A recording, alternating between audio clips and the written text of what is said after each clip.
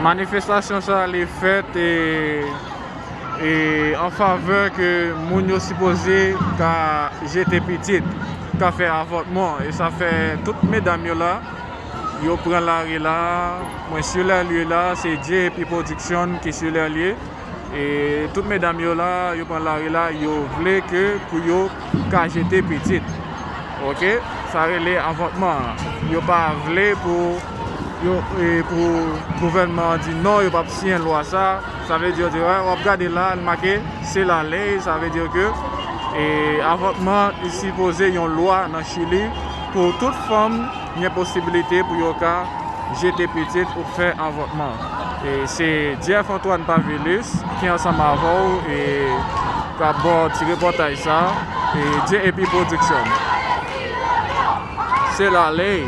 C'est-à-dire, il est supposé une loi. Avortement, supposé une loi dans Chili. Okay. Hola chicas, soy Jeff, me presento Jeff Antoine Pavelus. Soy de Haití. De Haití, ya. Ok, y como estoy aquí en ese momento, vi que hay una marcha grande que está hablando sobre abortar sería ley. Según usted, ¿qué piensa de ese tema? ¿Qué piensa que el gobierno debe hacer de ese tema? ¿O qué piensa? Mira, yo creo que no es de gobierno, sino que de Estado. Sí. Y que además también hay una diferencia acá porque estamos despenalizando el aborto. ¿Ya? Que en ese sentido es que, porque ahora actualmente, aunque haya pasado esto, es ilegal abortar, ¿cachai? Aquí en Chile. Entiendo, sí. Entonces, ahora lo que está pasando es que en la Cámara de Diputados se aprobó que dentro de las 14 semanas puede ser legal eso, ¿cachai? O sea, ahora las mujeres no van a ir a la cárcel o no van a, ¿cachai? El aborto existe, el aborto está. Siento que el tema de negarlo solamente trae la clandestinidad y la clandestinidad obviamente trae también ahí riesgo de vida, riesgos vitales y que muchas compañeras lamentablemente han pasado. Entonces, dentro de eso creo que es un derecho de mujer decidir si quiero ser madre o no. Sobre todo por el contexto social en que vive Chile, la desigualdad que existe hoy en día. Entonces, hoy día estamos celebrando esa despenalización del aborto paso a paso en la Cámara de Diputados y esperamos que siga avanzando en la Comisión y después el Senado y que sea ley, porque va a ser ley y que el aborto sea libre finalmente. Sí, tenemos mucho miedo a legalizar algunas cosas, también como la marihuana, ejemplo. Que ya todo venga, todos vamos a fumar marihuana, los niños, todos, ¿cachai? Al final hay que regular. Sí. Lo mismo pasa con el aborto. ¿Cuál es su nombre? Francisca, yo soy Francisca. No, yo estoy preguntando. Sí, yo estoy totalmente de acuerdo. ¿Y ustedes cuál es su nombre? Gabriela Daza. ¿Tú estás de acuerdo? O? Totalmente de acuerdo, yo siento que este es un pasito, pero imagínate, mira, estamos súper alegres por este pasito. O sea. Ok. No sé si ustedes tienen algunas palabras, última palabra para todas las mujeres chilenas o los extranjeros, venezolanos. Mira, sí. Eso es pura represión, imagínate. Sí. Qué violencia. Tenemos el poder decidir, somos mujeres libres, somos mujeres sororas, que entre todas nos vamos a apañar siempre. Y sea cual sea la decisión, ya después de que obviamente sea legalizado en algún momento el aborto, ahí vamos a estar con las compañeras también, que decían, porque no es fácil decidir.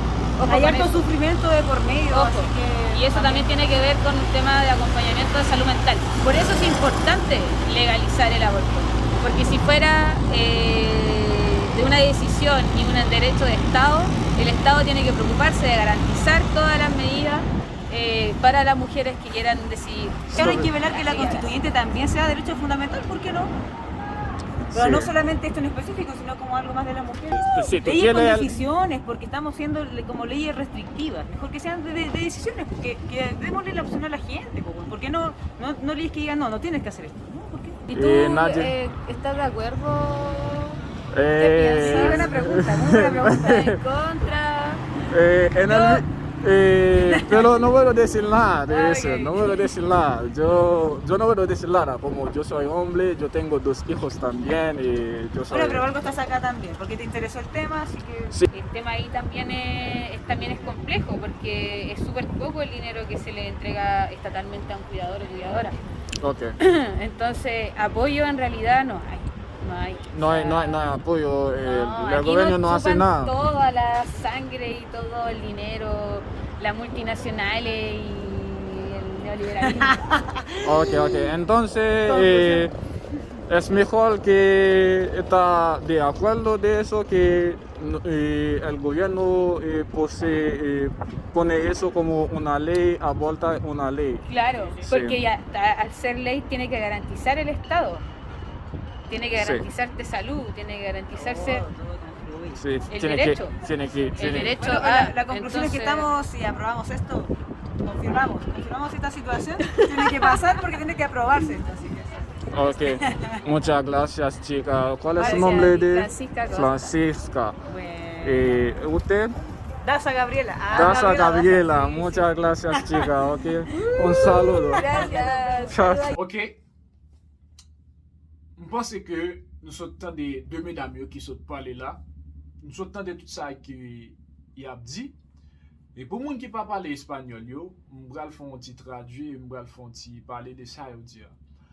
D'après mesdames yo, raison qui fait que yo prend la rue, c'est parce que dans Chili, yo pénalisé yon femme, par exemple, qui t'a commettre yon acte comme ça. Dans Chili, li nettement interdit pour yon fille te ka avorter et la pas arriver à aller dans prison. Étant donné que dans chambre député, hein, yo saute accepté à ce qui fait que yon moun maximum 14 semaines li ka décidé pour li avorter yon ti moun. Mais li pou ko rive nan chambre Sénat. Faut li passe dans chambre Sénat pour Sénat voter et puis pour yo accepter pour li ka vini yon loi. Et ça vin pousse yo décision député yo sot pran pousse yo comme c'est ça yo te vle, yo pran la rue jou mercredi ça pour yo mette tête ensemble pour que l'État, gouvernement, mette ça sous pied pour avortement li vin yon loi Chili. Yo te peur pour décision ça, pour yo ta nié décision ça parce que yo connaît li nettement illégal dans Chili. Yo conscient que gen perte de vie humaine tambien dans ça, mais yo même c'est ça yo vle pour yo gen libre arbitre comme si yo ka avorter jan yo vle pour personne pa ba yo problème. Et yo même nou wè la qui t'a manifesté contentement yo d'après décision député yo dit que yo même yo croit que sénateur yo a voté à faveur yo même et que avortement la vini yon loi dans Chili. Et li même ajouté que dans Chili gen ça qui relè inégalité. Nous connaissons dans tout pays gen ça. Mais nous-mêmes, communauté haïtienne, qui vivent dans Chili, nous avons ADG nous, dans Chili, il y a plusieurs petits Chili là-dedans. Il y a côté élite là, par exemple, l'on prend Vitacura, ou pour Las Condes, Lobané, Ticoulé, zone ça c'est zone élite nous de en bas zone ça arrivé dans Providencial ou bien ka di nan métro Bakedanyo, nous ka wè c'est zone moun classe média. Et puis l'arrivé pi bas dans zone studio, l'on prend San Bernardo, l'on prend Puente Alto, l'on prend La Pintana, quelques zones comme si La Granja, c'est zone moun qui pas gen moyen et gen moun qui pi bas toujours, qui pi bas dans niveau social qui pi bas. Et inégalité elle est vraiment bagay et n'a ouais dans vidéo à tout mesdames yo dit comme ça, yo pas joindre appui gouvernemental et dans affaire sanitaire, robot samdoulan, yo pas joindre appui. Et ça fait tout, yo prend la rue et yo nettement et tient à ce que gouvernement supposé voter à faveur que avortement li supposé yon loi nan Chili. Si c'est pas ça, y a sigé, y a continué manifester campé diam. Et d'après ça, mesdames, yo dit encore, yo dit que ça dépend de parents, ça dépend de maman. Décision ça li dépend de maman. Si la kebe ti moun nan ou pas, ça dépend de situation économique li, ça dépend de moment et ça dépend de qui gens si c'est une grossesse précoce et ça dépend de accord qui gagne entre maman avec papa, ça dépend de préparation qui te gagne dans foyer. Ça va dépendre de yo même parce que yo connaît que c'est perte humaine, mais ça dépend de yo même parce que pour pi devant, pour li pa yon problème pour yo, pour ti moun ça pi devant pa ba yo problème. Moi-même personnellement, Jeff Antoine Pavillus, moi pas gagné pour me dire moi pour, moi pas gagné pour me dire moi contre, mais Dieu seul sait ce qui se cache dans mon cœur. OK? Seul bon Dieu qui connaît ça caché dans le cœur et qui décision m'a prend.